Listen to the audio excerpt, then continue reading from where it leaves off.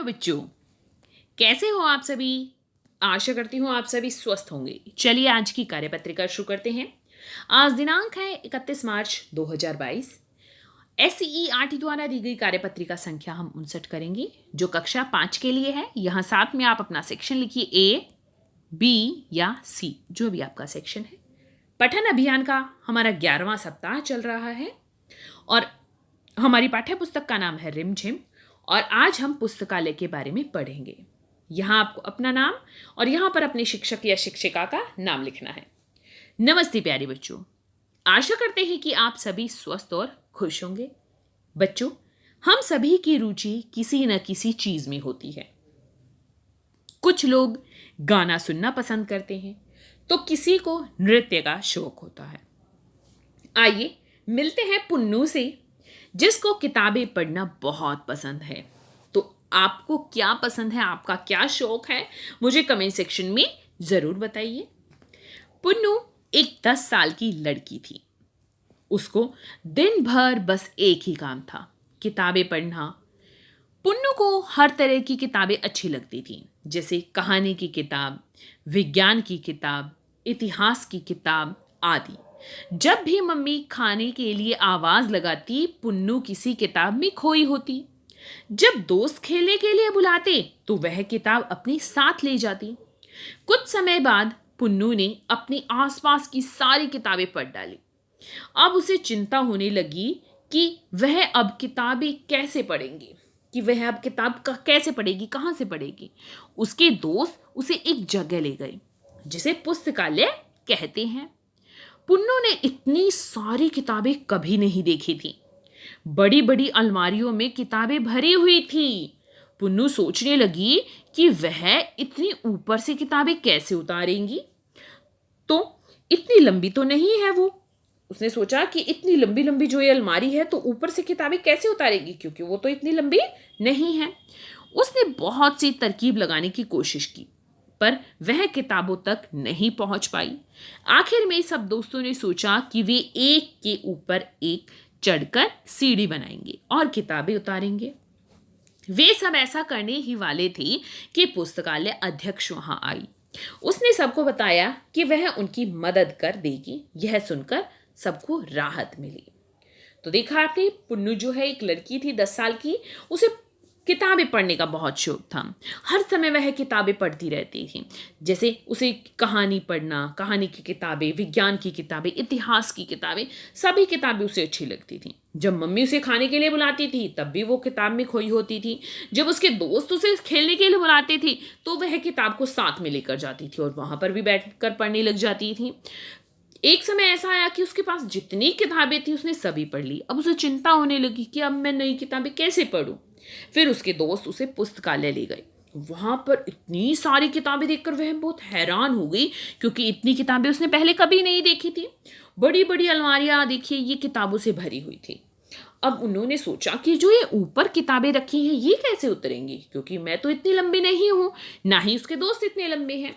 तो उन्होंने एक तरकीब सोची कि एक बच्चा, एक यहाँ पर, इन दोनों के ऊपर एक बच्चा, इस तरह से क्या करेंगे, वो किताबें उतार लेंगे।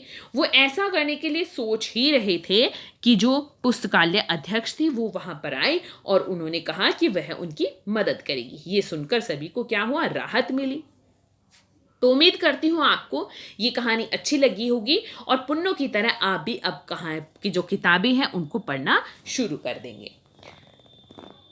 पुन्नू को पुस्तकालय में जाकर कैसा महसूस हुआ।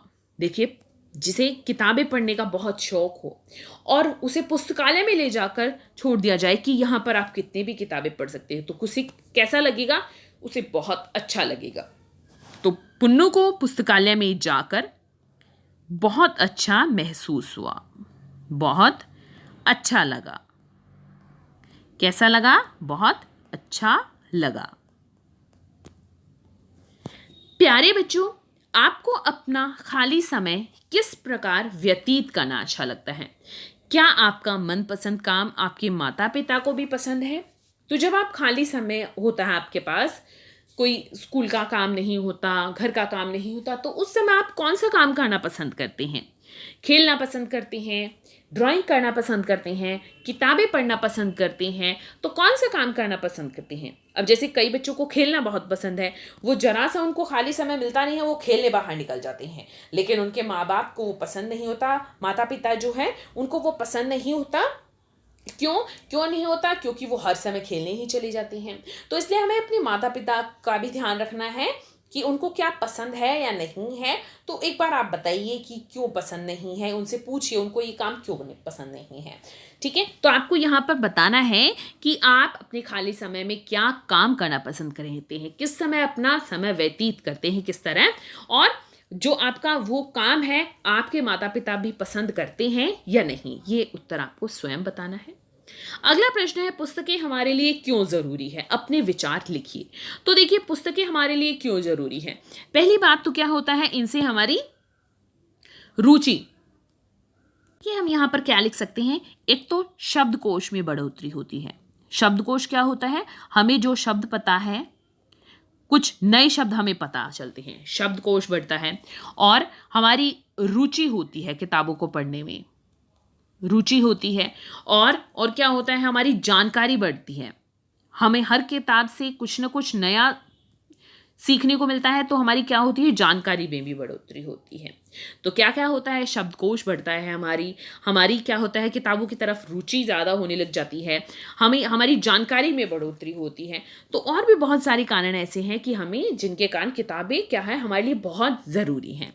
आप ये पॉइंट भी लिख सकते हैं, या अगर आप कोई और यहाँ पर लिखना चाहे अपने विचार किसी और तरह से कि क्यों हमारे लिए पुस्तकें ज़रूरी हैं, तो वो भी आप यहाँ लिख सकते हैं। आओ बातचीत करें। प्यारे बच्चों, साथ दिए गए चित्र को ध्यान से देखिए। आपको क्या लगता है चित्र में दिख रहा आदमी क्या बातें कर रहा होगा? अनुमान लगाकर उसके संवाद या बातचीत को ऊंची आवाज में बोलिए और अपने अध्यापक या अध्यापिका को बताइए। तो यहाँ पर आपको क्या करना है, इनके संवाद या बातचीत को ऊंची आवाज में बोलना है, लिखना नहीं है। ध्यान रखना, यहाँ पर लिखना नहीं है, सिर्फ बोलना है। अब यहाँ पर ये है फल वाला।